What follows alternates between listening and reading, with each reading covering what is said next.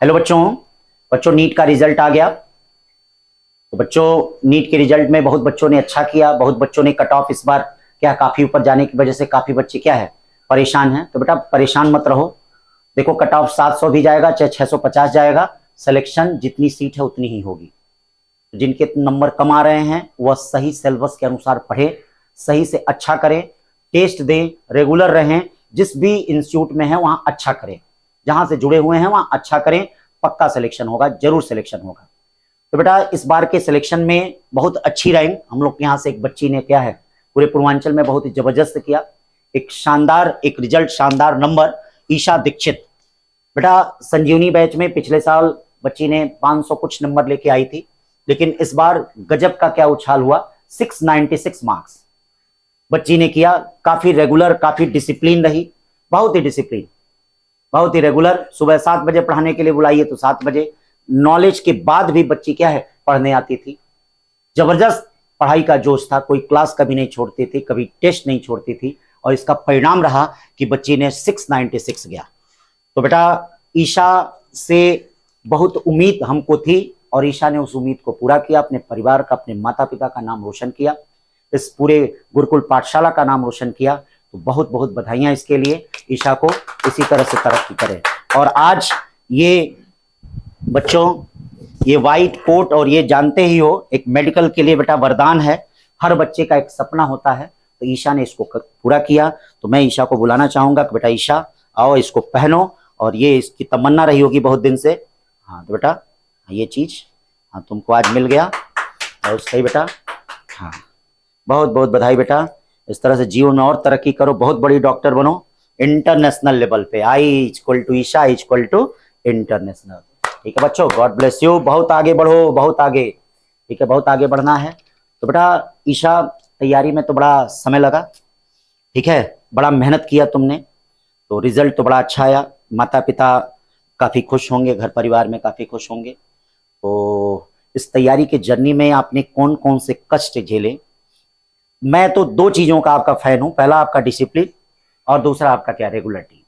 दो चीजें, मतलब इस बच्ची का जबरदस्त एक चीज, कुछ भी पढ़ाइए, कबने कबूतर पढ़ाइए तो भी बोर्ड की तरह देखती थी। और यही होना चाहिए बच्चे के अंदर, अच्छा सुनने वाला बनना चाहिए, अच्छा लिखने वाला।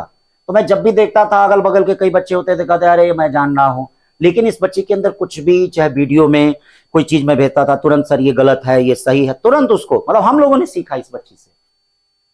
इस बच्ची से तो मैं सीख रहा हूं, इस साल एक साल आया तो मैंने सीखा इस बच्ची से कि क्या क्या चीजें हमको अच्छा करना चाहिए, हम लोग को रास्ता दिखा के गई। ठीक है, अपने तो भाई अच्छा कर रहे हैं, ऐसे बच्चे तो बेटा क्या है बहुत अच्छा करें, और जहां भी रहें तहां अच्छा करें। ईशा बहुत अच्छा करो और बढ़िया करो। अब इससे आगे की बातचीत के लिए मैं डॉक्टर सीपी त्रिपाठी जी को बुलाना चाहूंगा कि कैसे इनकी जर्नी रहे उस पर बातचीत करें, ठीक है, और बताएं ताकि और बच्चे इनको देख के मोटिवेट हों और पूर्वांचल से सिलेक्शन हो, सिलेक्शन रैंक आए और 700 प्लस बच्चे करें। इनके साथ के जो बच्चे कम नंबर पाए हैं, जिनका किसी कुछ नंबर से रुक गया है, वह ईशा को देख के मोटिवेट हों और वो भी सोचें कि नेक्स्ट ईयर हम अच्छा कर सकते हैं, और जरूर करेंगे। हाँ बस ईशा का एक चीज, रेगुलरिटी और डिसिप्लिन, मतलब डीआर वर्ड जो मैं बार बार क्लास में बोलता था, D for discipline, R for regular, यही आज इनको डॉक्टर बनाया है। बाकी नॉलेज भी अच्छी है, सब कुछ अच्छी है, सारी चीजें अच्छी हैं। तो बेटा कैसे कैसे तुमने क्या है संघर्ष किया, क्या तबीयत खराब भी कभी बीच में हो जाती थी, माता पिता का क्या रोल, क्या गुरुकुल पाठशाला का, वो सब चीजें बेटा लोगों को बताओ, ताकि तुम्हारी जो साथी रुक गए हैं वह देख के तुमको क्या है, क्योंकि कई पुराने ऐसे बच्चे थे कि जिनको देख के कई उनके आने वाले बच्चे क्या है उनके साथी सेलेक्ट हो गए, ताकि वह सेलेक्ट हो जाए। हाँ जरूर इस बात पे फोकस करना, ठीक है बेटा। हाँ तो ये लो, पहले अपने बारे में कुछ बताओ, माता पिता क्या, ये सर हाँ बातचीत करिए। जैसा कि सर ने अभी बताया है कि नीट 2024 का रिजल्ट आया है, इसमें हमारे सामने सफल अभ्यर्थियों के रूप में ईशा दीक्षित हमारे साथ हैं। हाँ बेटा ईशा दीक्षित, आपको बहुत बहुत बधाई हो। Thank you sir. और अब आप बताइए कि नीट की तैयारी के लिए आप कहाँ से प्रेरणा पाई?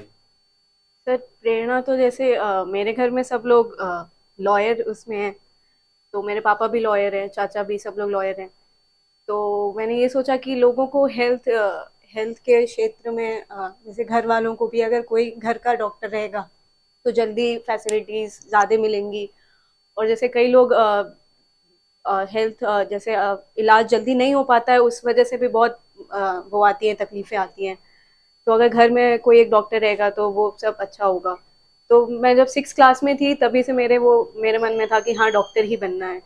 कई लोगों ने मुझे बहुत बोला कि अरे बहुत पढ़ना पड़ता है, बहुत पैसा लगता है, ये वो, पर मेरा नहीं था। और मेरे मम्मी पापा का भी यही था कि नहीं, जो उसको करना है वो ही करने दो। तो शुरू से ये था कि डॉक्टर ही बनना है, तो आज ये पूरा हो रहा हमारे है। तो सामने सफल अभ्यर्थियों के रूप में ईशा दीक्षित है, जो अपने पापा के पापा जो है पेशे से एडवोकेट थे, पर इन्होंने अपने क्षेत्र को दूसरे क्षेत्र में चुना और डॉक्टर बनने के लिए जो कठिन परिश्रम था आपने किया। ये बताइए कि आप किस संस्थान को चुनी कि जिससे आपके डॉक्टर बनने का रास्ता जो है आसान हो गया।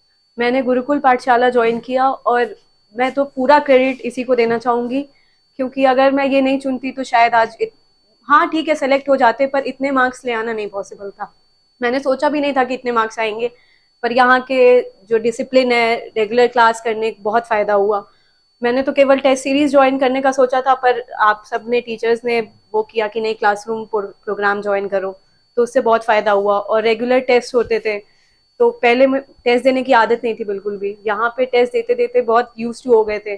तो रेगुलर टेस्ट देना, जो भी हो रोज आना, चाहे जितनी धूप हो जो भी हो, टेस्ट एक दिन भी नहीं छूटता था, तो वो बहुत हेल्प किया। अगर नीट में सफल होने के लिए आपने सब्जेक्ट फिजिक्स केमिस्ट्री बायो को कैसे बैलेंस किया। देखिए तीनों तो बैलेंस करके चलना ही पड़ेगा, क्योंकि अगर आप ये सोच रहे हैं कि आधा बायो आता है तो बायो ही करके तो सब नहीं हो पाएगा ना। तो हाँ ठीक है, बायो आधा आता है तो बायो पे भी फोकस करिए, साथ साथ फिजिक्स और केमिस्ट्री भी फोकस करिए। मेरी केमिस्ट्री बहुत वीक थी, तो केमिस्ट्री पे थोड़ा सा ज़्यादा ध्यान दिया, पर ये नहीं कि फिजिक्स और बायो को एकदम निगलेक्ट करते गए। साथ साथ में बायो फिजिक्स केमिस्ट्री तीनों एक साथ दिन में समय बांट लिया था कि अब फिजिक्स करना है इतना घंटा, केमिस्ट्री करना है इतना, बायो करना है। और बायो तो एनसीईआरटी पूरी करनी है, तो वो तो पढ़ती रहती थी। और केमिस्ट्री और फिजिक्स के भी डेली क्वेश्चन प्रैक्टिस, यहाँ से डीपीपी मिलती थी, यहाँ पे जो टेस्ट होते थे उसको फिर दोबारा जाके करना और सब कुछ। तो ऐसे ही क्वेश्चन प्रैक्टिस बहुत ज़रूरी है। तो अच्छा, नीट 2024 आपने सफलता प्राप्त कर लिया है, अपनी रैंक बताएंगे क्या। हाँ, मेरी रैंक 2651 है और मार्क्स 696 है। All India rank. All India rank ही बताया। अच्छा, नीट में सफल अब आप हो चुकी हैं, नीट 2024 में। अब आने वाले विद्यार्थियों के लिए कुछ टिप्स देंगे क्या कि सफल होने के लिए क्या वो आने वाले विद्यार्थी करेंगे जिससे नीट 2025 में वो सफल हो सके। देखिए बस आपको एनसीईआरटी जो बोला जाता है कि एनसीईआरटी ही आएगा, तो वो एनसीईआरटी ही आना है। एनसीईआरटी से एक शब्द आगे पीछे नहीं जाना है, तो आप पूरा फोकस एनसीईआरटी पे करिए। और जो आपको जहाँ भी आप पढ़ रहे हैं, जिस कोचिंग में भी पढ़ रहे हैं, वहाँ के जो टेस्ट हो रहे हैं, टेस्ट बिल्कुल मत छोड़िए, टेस्ट बहुत इंपॉर्टेंट है। मैं भी ये बात नहीं मानती थी पिछले साल तक कि टेस्ट देना होता है। एक हफ्ते में मुश्किल से एक टेस्ट देती थी, और वो भी बहुत पहाड़ लगता था कि मम्मी अभी 3 घंटे का टेस्ट देना है, ये करना है वो करना है। पर यहाँ पे इतने टेस्ट देने एकदम रेगुलर हो गए थे और एकदम यूज टू हो गए थे कि अब टेस्ट लगता था कि ठीक है हाँ जाने टेस्ट टेस्ट देने। और तो यही है कि टेस्ट जितना मन मतलब जितना हो रहा है, एक टेस्ट भी मत छोड़िए। यहाँ पे कुल 250 प्लस टेस्ट हुए थे और मैंने लगभग पूरे ही दिए थे, बस बीच में 1-2 दिन तबीयत खराब थी तो वो छोड़ा था, और सब वो किए थे, सब टेस्ट दिए थे। और एनसीईआरटी से बिल्कुल फिजिक्स केमिस्ट्री बायो तीनों, ये नहीं कि केवल बायो ही एनसीईआरटी पढ़ना है, फिजिक्स केमिस्ट्री भी एनसीईआरटी एक एक लाइन पढ़ जाइए, क्योंकि आजकल थ्योरी वाले ज़्यादा क्वेश्चंस आ रहे हैं फिजिक्स में भी। तो केवल क्वेश्चंस भी लगाइए, क्वेश्चंस ज़्यादा इंपॉर्टेंट है फिजिक्स में, पर थ्योरी भी पढ़िए, ये नहीं कि थ्योरी को एकदम निगलेक्ट करते जाइए बस। और बाकी आलतू फालतू क्वेश्चंस लगाने की कोई ज़रूरत नहीं है। जितना जो हो पा रहा है फिजिक्स अरे ये नीट के पीवाईक्यू जितनी बार हो सके उतनी बार लगाइए। नीट 2024 में आप सफल हुई हैं, इस सफलता का श्रेय किसको देंगी आप। मैं पूरा क्रेडिट अपने यहाँ गुरुकुल के टीचर्स को और अपने पेरेंट्स को दूंगी, क्योंकि जब भी ठीक है डीमोटिवेट होते थे तो यहाँ के टीचर्स ही मोटिवेट करते थे, और मेरे पेरेंट्स ने मुझे बहुत ज़्यादा सपोर्ट किया। पिछले बार ही मैंने सोचा था कि कुछ और कर लेते हैं, नहीं करते हैं, पर उन्होंने ही सपोर्ट किया कि नहीं अभी क्या, अभी कितना ही एज हुआ है, एक बार और ट्राई कर लो।